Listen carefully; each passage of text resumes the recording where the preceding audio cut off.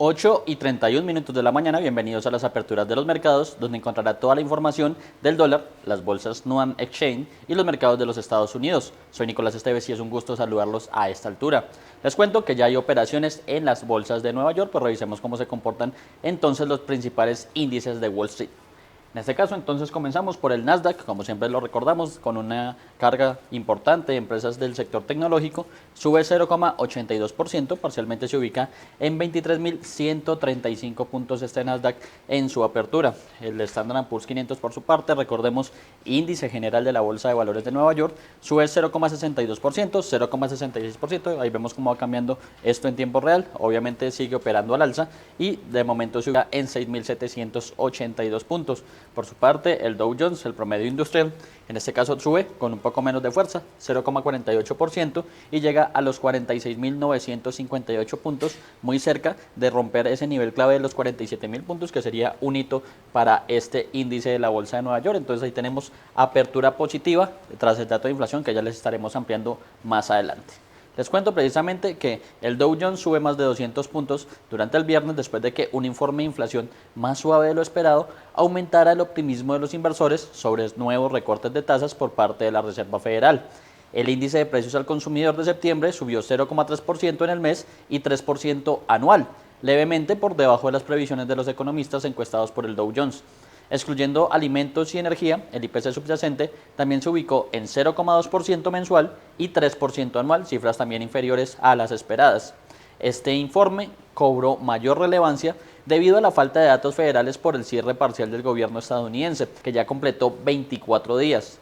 Los operadores apuestan a que este resultado allana el camino para nuevos recortes de tasas en las dos reuniones restantes de la Fed en 2025, refiriéndonos a octubre y diciembre.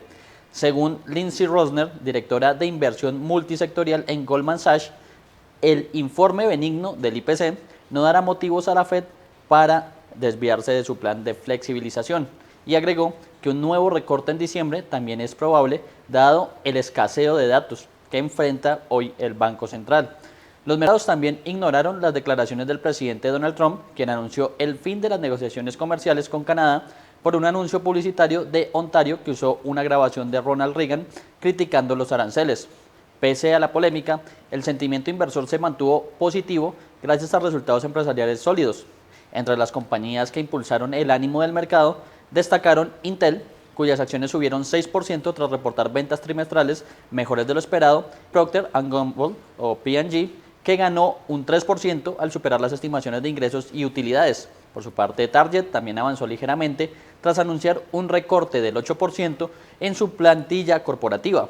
Con esto, los principales índices estadounidenses se encaminan a cerrar la semana con ganancias de más del 1%. Y como vemos, hay también un arranque positivo, si se quiere, en la jornada de este viernes. Mientras entran en operación las bolsas de la región, hagamos un repaso a cómo abrió el mercado cambiario colombiano, en este caso refiriéndonos al comportamiento del dólar versus el peso local, un comportamiento también a la baja inicialmente. Tuvimos una apertura sobre las 8:04 de la mañana y en este caso con un valor de 3.873 pesos con 90 centavos, es decir, que inicialmente tuvimos una caída de 8 pesos, teniendo en cuenta que el cierre en el spot de la jornada anterior fue de 3.881 pesos con 90 centavos. Ya así vemos, pues el movimiento ha sido descendente desde ese momento y en estos primeros 34 minutos de operaciones ya vemos que el dólar en este caso cotiza sobre los 3.858 pesos con 50 centavos. Como decimos, se consolida esa tendencia a la baja en la jornada de este viernes, por lo menos inicialmente, y esperar de lo que suceda principalmente entre las 8 de la mañana y la 1 de la tarde, que es el horario de este mercado cambiario colombiano. En promedio les cuento que la divisa se negocia en 3.865 pesos con 61 centavos y cabe recordar que la tasa representativa del mercado que rige este viernes 24 de octubre es de 3.888 pesos con 76 centavos. De momento la divisa fluctúa entre un mínimo de 3.858 pesos con 25 centavos y un máximo de 3.874 pesos con 50 centavos. En cuanto a los volúmenes de negociación, tenemos que resaltar que de momento son bajos, ya que a esta altura hemos superado por lo menos los 100 millones de dólares transados, las más de entre 100 y 200 operaciones, pero a esta altura vemos que se han negociado apenas 61 millones de dólares en un total de 70 operaciones, un ritmo un poco bajo, si se quiere, por lo menos en el inicio de este mercado cambiario en Colombia. A propósito de la apertura de este mercado, esto prevé Juan Pablo Vieira de JP Tactical Trading sobre el comportamiento de la divisa. El dólar continúa en un proceso de consolidación muy largo. Se mantiene el sesgo alcista en índices como el de XY, lo que muestra la fortaleza del dólar frente a los principales pares de monedas. En la región seguimos respetando un rango muy claro frente al peso mexicano, real de Brasil, peso chileno, peso colombiano. No aparecen los compradores con la fuerza suficiente para romper niveles de techo clave. Vamos a estar muy atentos en Colombia, apenas empiece la zona de compra y apenas empiecen a aparecer compradores con fuerza, los activamos, les vamos contando para que ustedes ya tomen su decisión. Por el momento seguimos monitoreando el mercado y cada retroceso que haga el mercado hacia una zona de 3.850, 3.830 es una oportunidad de compra muy interesante para compromisos de corto plazo.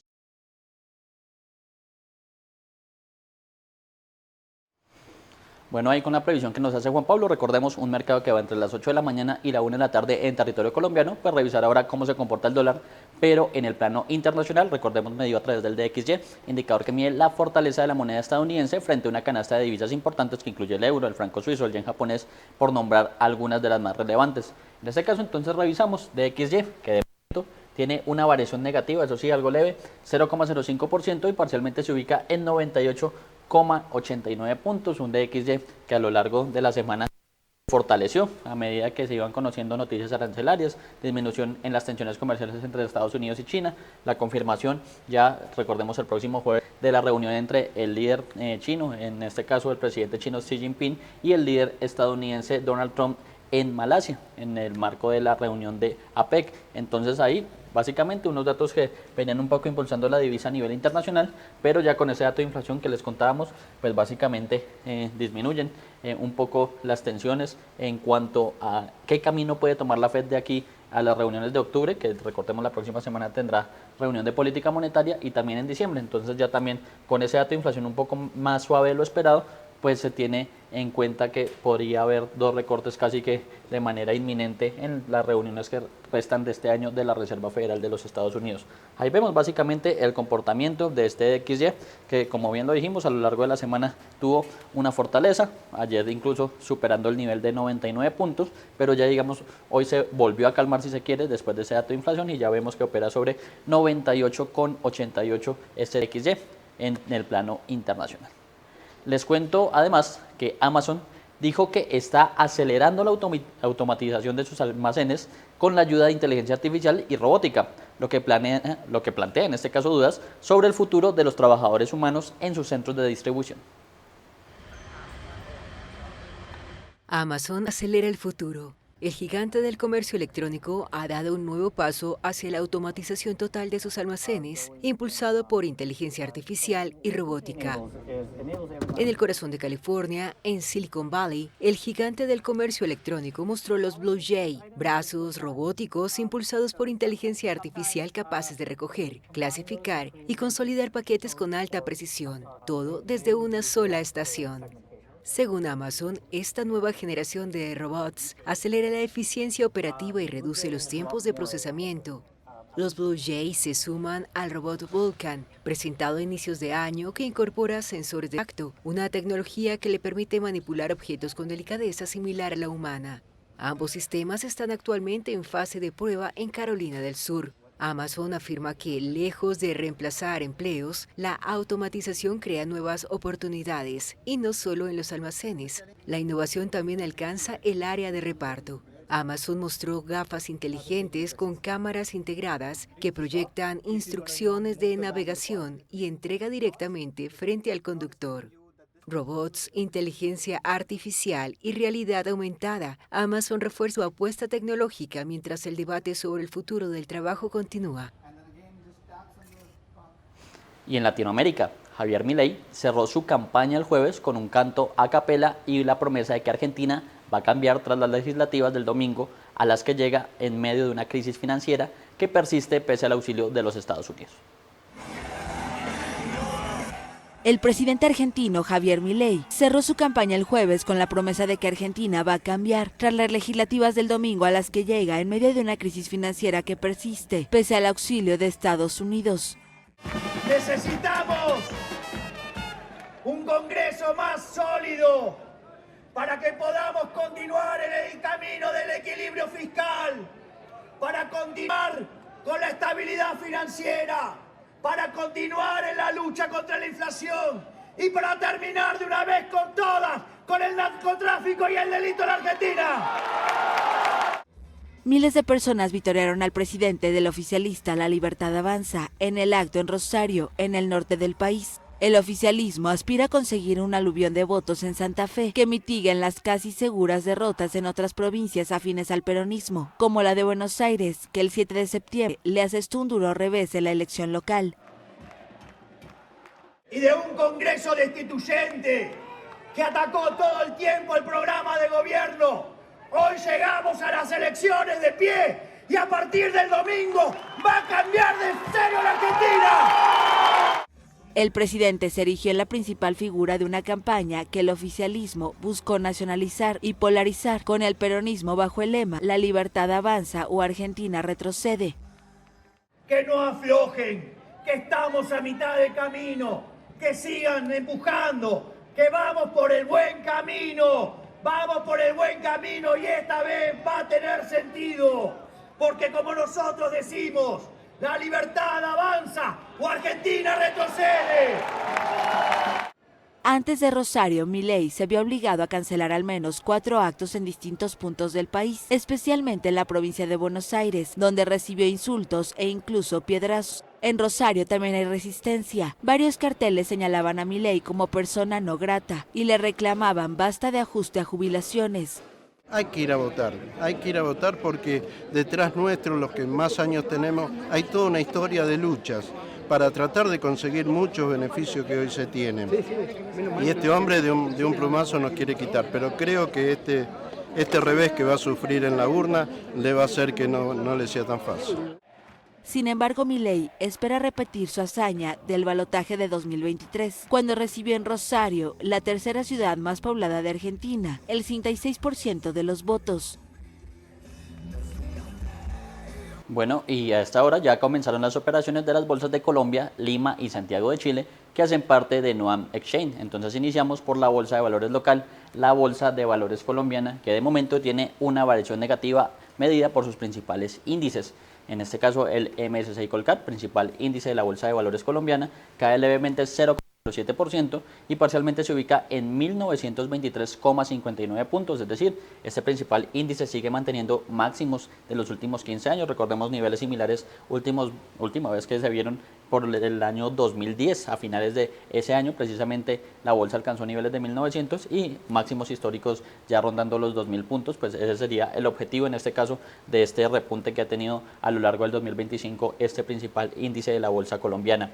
Por su parte, el Collir también de variación negativa, cae 0,10% y parcialmente se ubica en 1254,19 puntos, también un Collir que ya logró consolidarse sin problema en ese nivel de 1200 puntos, vemos que le costó bastante llegar y una vez los alcanzó, pues digamos que se ha mantenido con una relativa estabilidad en ese nivel e incluso con un poco de tendencia al alza, que es lo que hemos visto en las últimas jornadas en el mercado bursátil colombiano.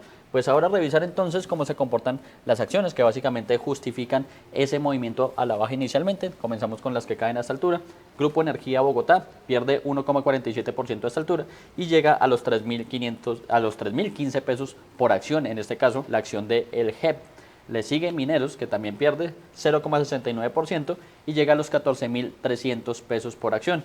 De momento esas son las únicas dos acciones que tienen comportamiento negativo en la apertura de la bolsa colombiana. Ahora revisar entonces las que tienen comportamiento al alza inicialmente. ISA sube 0,26% y llega a los 23.500 pesos por acción. La ordinaria, en este caso el Grupo Argos, también gana 0,11%, algo leve, y llega a los 17.800 pesos. Y la acción preferencial del Grupo Cibes también sube, también de manera leve, en momento 0,07%, y ya vemos que llega a los 54.220 pesos. Ahí se le suma, como vemos en pantalla, la acción de Ecopetrol, vamos a refrescar rápidamente, que ya tiene registro de operaciones y ya es la que más sube a esta altura, ya que gana 0,56% y llega a los 1.785 pesos. Recordemos una acción de Ecopetrol que durante la semana estuvo algo golpeada, incluso rompiendo ese piso de los 1.700 pesos, alcanzando niveles mínimos desde mayo del presente año, pero en las dos jornadas anteriores, pues digamos, refiriéndonos a la jornada del jueves y en este caso al inicio de esta, pues tuvo repuntes que ya digamos que hicieron que generara una nueva estabilidad en ese nivel de 1.700 e incluso apuntando a los 1.800 pesos, que sería lo que podría pasar durante la jornada de hoy con la acción de la petrolera colombiana. Ya mirando entonces el mercado colombiano, las acciones que suben, que bajan y de momento una apertura negativa medida a través de sus principales índices, pues revisemos ahora cómo se comporta la bolsa de Santiago de Chile, también medida a través del IPSA, el índice de precio selectivo de acciones, que es básicamente el referente internacional de esta bolsa de Santiago de Chile. De momento, como observamos, tiene una variación positiva del 0,72% y ya llega a 9.215 puntos esta bolsa de Santiago de Chile, que tuvo un rebote importante, como lo hemos advertido en los programas anteriores, desde los 8.800 puntos, después de una caída consecutiva de aproximadamente 10 jornadas, se recuperó desde los 8.800 hasta el nivel de 9.000 y vemos que nuevamente entonces está intentando buscar máximos históricos este IPSA chileno, que básicamente es el de referencia para la bolsa austral en este caso. En el mercado chileno precisamente, les cuento que la calificadora Standard & Poor's Global Ratings decidió mantener la nota de crédito de Chile en A para moneda extranjera y en A+ para moneda local, esto con perspectiva estable. En palabras simples, esto significa que el país sigue siendo considerado confiable para los inversionistas y que sus finanzas públicas están bajo control. Según Standard & Poor's, esta decisión se apoya en la fortaleza de las instituciones chilenas y en la disciplina fiscal del gobierno. La agencia también destacó el papel del Banco Central, que ha logrado controlar la inflación y estabilizar la economía tras los años de mayor presión. También les cuento que Parque Arauco sube sus ganancias en el tercer trimestre y en este caso reportó un aumento del 28,2% en su utilidad durante el tercer trimestre del 2025, alcanzando ingresos por más de 95.000 millones de pesos chilenos. El resultado se explica por la incorporación de nuevos activos en Perú y en Chile, entre ellos los centros Minca y Parque Arauco Edificio Oriente, además del inicio de operaciones de Parque La Molina en Lima a finales del 2024. Estos proyectos, junto con un mejor desempeño en sus centros comerciales de Chile, Perú y Colombia, impulsaron las ganancias del periodo. Bueno, ahí lo que sucede principalmente en el mercado chileno es la nota de Standard & Poor's sobre principalmente a modo general el país y pues resultados corporativos que ya se empiezan a conocer, este caso de Parque Arauco, que es importante dentro del mercado chileno y pues también con presencia en Perú y en Colombia, como bien lo referenciamos. Ahora pues revisar entonces el tercero en cuestión en esta integración NUAM, que hablamos precisamente de la Bolsa de Valores de Lima, medida también a través de sus principales índices, el MSCI NUAM general, que es básicamente el de referencia internacional. A esta altura tiene una variación negativa del 0,22%, parcialmente se ubica en 37.788 puntos este índice de referencia y que había alcanzado niveles de 39.000, pero se devolvió de manera importante a lo largo de esta semana principalmente, obviamente como lo veníamos advirtiendo, Perú en una crisis política, salió Dina Boluarte, ya hay un nuevo presidente, un nuevo gabinete, pero la gente tampoco está muy convencida de eso y pues en algún punto ese ruido también puede llegar a impactar la bolsa de Lima, que generalmente y a lo largo del 2025 ha tenido un muy buen desempeño, principalmente este índice general. Ahora revisar entonces el MSCI NUAM Select, que es el que reúne las 15 acciones más líquidas del mercado peruano y que también tiene una variación negativa del 0,41% a esta altura, es decir, parcialmente se ubica en 984,09 puntos. Estos dos principales índices básicamente esta semana han retrocedido de manera importante. En el caso del general, como lo referenciamos, desde el nivel de 39.000 y en el caso de NUAM del Select, en este caso, venía bajando desde el nivel de 1.000 que había conservado durante casi un mes y además pues perdió durante esta semana en medio de esa volatilidad, lo menos que mostró el mercado peruano. Ya volviendo a los mercados de los Estados Unidos, les cuento que el rendimiento de los bonos del Tesoro estadounidense a 10 años cayó por debajo del 4% el viernes, ya que los inversores evaluaron la lectura de inflación pospuesta que resultó más fría de lo esperado. El índice de precios al consumidor mostró un aumento mensual del 0,3%, lo que sitúa la tasa de inflación anual en el 3%. Los economistas encuestados por el Dow Jones prevían un aumento general de los precios al consumidor del 0,4%, igual al mes anterior, lo que sitúa la tasa, o lo que en ese caso, con esa lectura, situaba la inflación en el 3,1%. Cabe señalar que también se prevé que el IPC subyacente, que excluye los precios volátiles de los alimentos y la energía, mostrará un aumento mensual del 0,3% y del 3,1% anual, y ambos, en este caso, tanto el subyacente como el general, salieron por debajo de las estimaciones. La publicación se produce antes de la reunión de la Reserva Federal la próxima semana, donde los responsables políticos tomarán una decisión sobre las tasas de interés.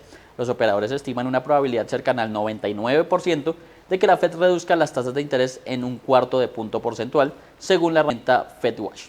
Bueno, y en ese contexto, principalmente, ya con ese dato que estaba pospuesto principalmente desde la semana pasada, en medio del apagón, precisamente por el cierre del gobierno, pues tenemos ahora un dato un poco más frío y casi seguro que la Reserva Federal reduzca su tasa de interés, en este caso, la próxima semana, en una reunión que será entre martes y miércoles, en 1/4 de punto porcentual, que es lo que están apostando ya los mercados casi que de manera inminente. En este caso, la deuda pública estadounidense tiene una leve variación a la baja en cuanto a su tasa se refiere. El bono de referencia a 2 años cae levemente un punto básico y llega al 3,46%. El bono de referencia a 10 años, un indicador importante de la salud de la economía estadounidense a nivel internacional, también cae en igual magnitud y ya llega a una tasa del 3,98%. Y el bono de referencia a 30 años también baja un punto básico, de igual comportamiento de los tres, y ya llega al 4,57%. Es decir, recordemos, cuando la deuda pública, en el caso de los bonos del Tesoro o de los TES en Colombia, caen en tasa, quiere decir que el papel está ganando valor de mercado. Por ende, podemos hablar de una valorización de la deuda pública estadounidense, eso sí, algo leve, por lo menos en el inicio de los mercados en Estados Unidos. Les cuento además que los precios del petróleo Brent cotizan por encima de $66 por barril este viernes, manteniéndose en un máximo de 2 semanas en camino de lograr su mayor avance semanal desde principios de junio. Esto dado que las nuevas sanciones a Estados Unidos, o mejor, de Estados Unidos a importantes productores rusos, avivaron las preocupaciones sobre el suministro. Washington incluyó en su lista negra a los gigantes petroleros estatales Rosneft y Lukoil para presionar a Moscú por la guerra en Ucrania.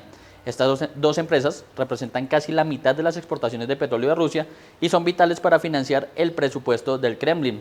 Tras las sanciones, se informó que las empresas estatales chinas de petróleo han detenido las compras de petróleo ruso por mar, mientras que las refinerías indias plantean fuertes recortes en las importaciones para cumplir con las medidas. Mientras tanto, la Unión Europea impuso nuevas sanciones dirigidas a la infraestructura energética de Rusia, mientras las fuerzas ucranianas continuaban los ataques a refinerías, oleoductos y terminales de exportación. Kiev dijo que atacó una refinería de Rosneft durante el jueves. Y en ese contexto, principalmente, unas sanciones a estas petroleras que hacíamos referencias, que impulsaron en la sesión anterior el petróleo por más de 5%, pues revisemos cómo se comportan entonces las principales referencias del petróleo con ese contexto, principalmente a nivel macroeconómico. Y en este caso vemos una leve de vuelta, si se quiere, del petróleo. Ahí ya actualiza nuevamente y tenemos entonces comportamiento positivo, tal como ocurrió en la jornada anterior, eso sí, un poco más leve. Ayer subimos en esta referencia más de 5% y ya a esta altura entonces tenemos una variación positiva del 0,44%, que como decimos se consolida ya en los $66 por barril, específicamente a esta altura, $66.28 el barril, el petróleo de referencia Brent, que está camino a subir más de 7% en lo que respecta a la presente semana. Entonces ahí lo que sucede con este petróleo de referencia, que es el de referencia europea y además el de referencia mundial, es decir, fundamental para empresas como Ecopetrol y Petrobras en sus temas financieros. Y pues ahora también revisar entonces el WTI de los Estados Unidos, el West Texas Intermediate, que también sube muy parecido, 0,45%. Ayer también se disparó más del 5% tras esas sanciones y ya llega a los $62.07 a esta altura de la jornada. También variación positiva y estaría subiendo cerca de 8% este petróleo de referencia estadounidense, determinará así obviamente la jornada. Les cuento que los dirigentes de la Unión Europea le encargaron a la Comisión Europea que avance en una propuesta para financiar a Ucrania en los próximos 2 años, abriendo la puerta para un préstamo utilizando activos rusos congelados. Dirigentes de la Unión Europea encargaron el jueves a la Comisión que avance una propuesta para financiar a Ucrania los próximos 2 años. Ello abre la posibilidad de un préstamo utilizando activos rusos congelados. European leaders committed to ensure that Ukraine's financial needs Los líderes europeos se comprometieron a garantizar que las necesidades financieras de Ucrania estén cubiertas durante los próximos 2 años. Hemos solicitado a la Comisión que presente opciones lo antes posible para que Ucrania disponga de los recursos necesarios para seguir defendiéndose y luchar por una paz justa y duradera en 2026 y 2027, si es necesario. Rusia debería tomar buena nota de esto. Russia should take good note of this. Esta propuesta fue redactada deliberadamente en términos muy generales, ya que era en la agenda de la próxima cumbre europea, que se celebrará en diciembre. Tuvimos un buen debate sobre el préstamo de reparaciones que se financiará con activos rusos inmovilizados, lo que nos permitió identificar los puntos que aún debemos aclarar. Posteriormente, presentaremos las diferentes opciones que desarrollaremos. Permítanme recalcar que siempre representaremos el derecho europeo e internacional al llevar adelante este trabajo que acabamos de describir. El presidente de Ucrania, Volodymyr Zelensky, saludó los buenos resultados de la cumbre en Bruselas. El líder ucraniano había instado el jueves a dirigentes de la Unión Europea a dar luz verde a un plan para utilizar los activos rusos congelados para otorgar un gigantesco préstamo a su país.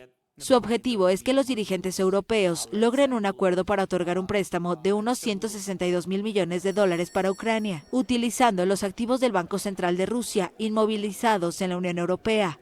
Pero el bloque de los 27 debe superar la resistencia de Bélgica, donde están la mayoría de los activos rusos congelados.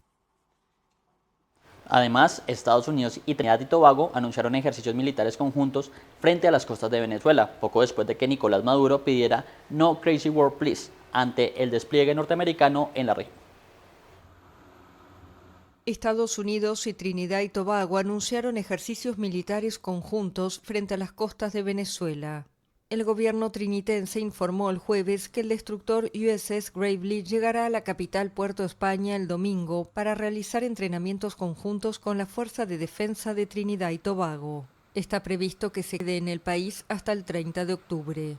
El Ministerio de Exteriores del país añadió que la presencia de las fuerzas militares estadounidenses en Trinidad y Tobago pone de relieve el compromiso de Estados Unidos con la seguridad regional y la cooperación en el Caribe.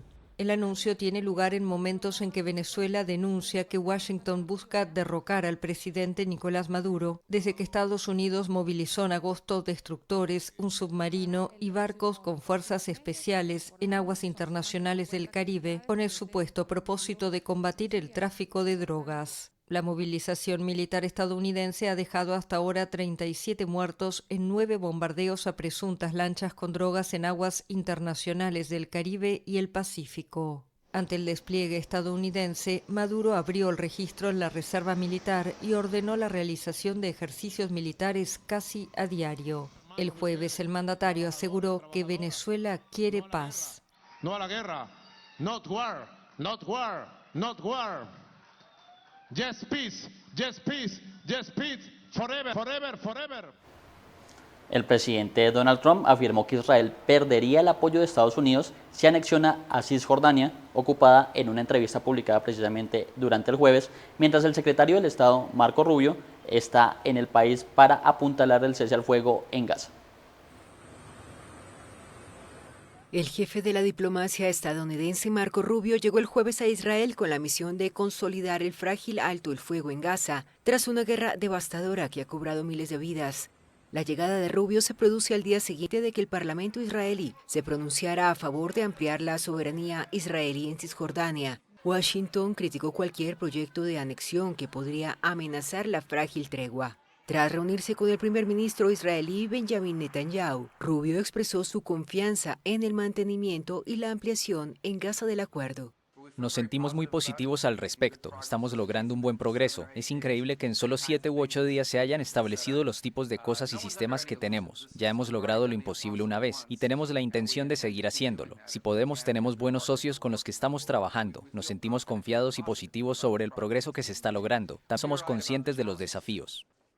Altos funcionarios de Washington se suceden estos días en Israel para asegurar el avance del alto el fuego en la franja costera. El miércoles, J.D. Vance reconoció que los próximos pasos del acuerdo, entre los que se incluyen el desarme del movimiento islamista Hamas y la reconstrucción de Gaza, iban a ser muy difíciles. Hasta ahora Hamás se ha negado a considerar su desarme y sus combatientes han retomado el control de zonas de Gaza, enfrentándose a grupos armados que acusan de colaborar con Israel. De hecho, la tregua pareció tambalearse el domingo tras mortales enfrentamientos en Gaza y acusaciones mutuas de violaciones del pacto. La primera fase del acuerdo prevé, además del cese al fuego, la liberación de todos los rehenes en manos de Hamás desde su ataque contra Israel, la retirada israelí de Gaza y la llegada de ayuda humanitaria para la población del enclave palestino. La Organización Mundial de la Salud denunció el jueves que el hambre en Gaza no ha disminuido desde que entró en vigor la tregua y que la ayuda que entra al territorio palestino sigue siendo insuficiente. Bueno, 9:01 de la mañana, hasta acá la información de las aperturas de los mercados. Ahí repasamos precisamente qué acontece básicamente con los mercados de los Estados Unidos, el dólar y además NUAM, que tenía comportamientos mixtos. Yo por ahora los dejo con el detalle, con la TAM. Más adelante espere sobre las 9:30 de la mañana, Bit a Bit Pulso Cripto y una nueva emisión de noticias sobre las 10 de la mañana. Por ahora yo me despido, pero quédense conectados con toda la programación de Primera Página, el canal de los negocios.